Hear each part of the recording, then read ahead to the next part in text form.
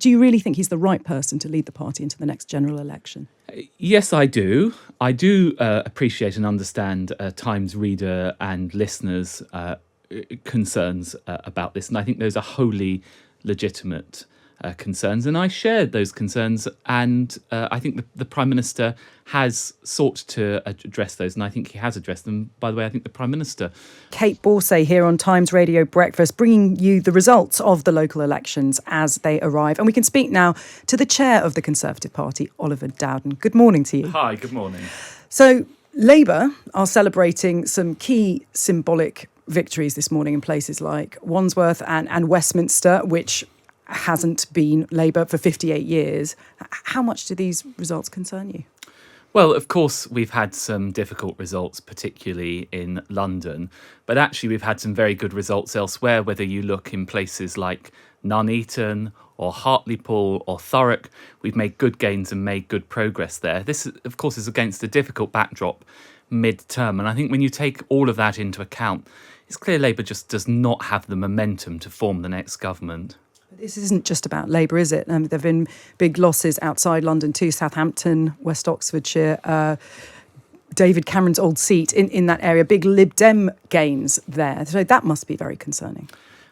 I'm always disappointed whenever we lose good local councillors. We have some fabulous local councillors who are no longer in place, and that's a source of great disappointment to me. But I really think that outside London it is a mixed picture. You take somewhere like Nuneaton, which I think Labour controlled for all but 3 years since 1974. They're now down to 5 councillors. We've made gains there. We've made gains in Hartlepool. So it's a mixed picture, but I think it is consistent with where we are in terms of the electoral cycle, that we're midterm.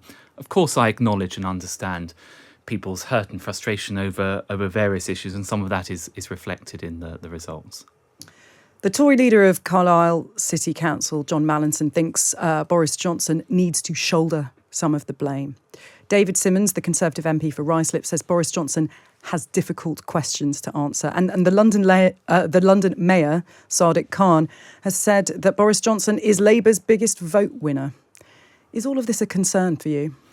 Well, I think we can somewhat discount what Sadiq Khan says on this, and in respect of those other two colleagues of mine, they have expressed those kind of views in the past. I respect them, but my feeling on this is that, of course, I understand and share voters' hurt, frustration, and anger about what has happened over the past few months, and I've said that before, and I think it was totally right that the Prime Minister gave a full explanation of what happened, a full apology.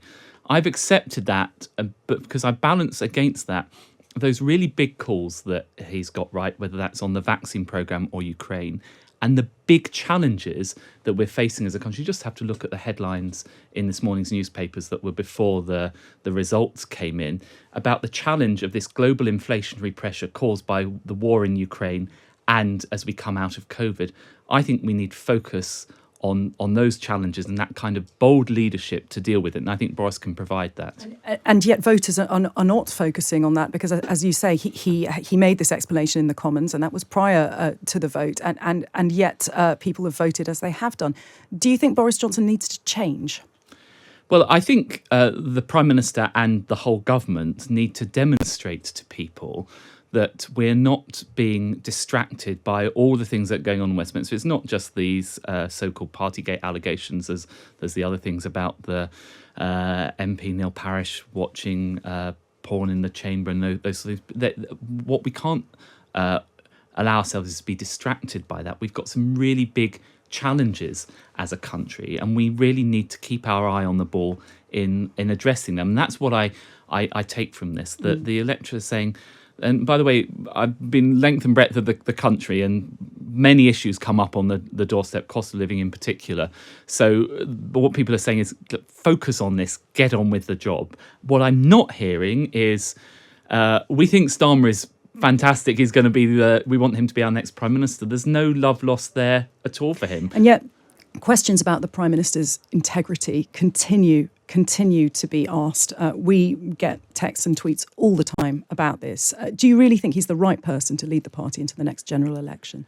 Yes, I do. I do appreciate and understand Times reader and listeners' concerns about this. And I think those are wholly legitimate concerns. And I shared those concerns. And I think the Prime Minister has sought to address those. And I think he has addressed them. By the way, I think the Prime Minister understands why people feel hurt and angry about it. But what I think is at a time like this, with the challenges that we face, we don't want the uncertainty or the instability of a leadership election with no certainty as the outcome, protracted over several months. What we need is boldness and vision. And I think the Prime Minister has demonstrated that in the past and will do so again. You speak about the uncertainty and instability we face. And there is also the really serious challenges that many households are facing at the moment with the cost of living crisis. Do you regret having said that the government will not levy a windfall tax on energy companies? Do you think this is out of step with public opinion at the same time as people are getting their first really big bills, knowing that those bills are probably going to go up again in the autumn? It does seem to be a missed opportunity, doesn't it, to help people?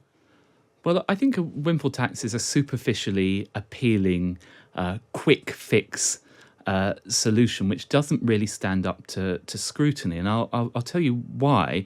Because at a time when we're facing this crisis in Ukraine and we've got lots of pressure on our energy supply, we need these energy companies to be investing in renewables, to be investing in our North Sea in order to secure that long-term energy independence that we so need as a nation. And I worry that if we go down this path, we're just going to strip away future investment in those things exactly when we need it. So I think it's going to exact a long-term cost for the economy and for our energy independence.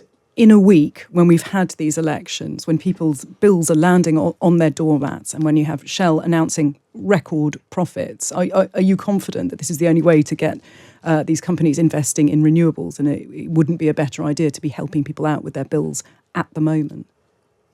Well, look, first of all, I really understand people's anxiety about rising energy prices and rising inflation around the world. And I know that people are, and I've heard this on the doorstep, I've experienced it, that people are sat around the kitchen table in the front room thinking, how are we going to pay the bills? What I would say is that we have taken unprecedented action, over £22 billion worth of support. No government anywhere in the world, and I have to just be honest and straightforward, painful as it is, people, no government anywhere in the world is going to be able to entirely remove that pressure. But we do need to constantly challenge ourselves as to what further measures we can take.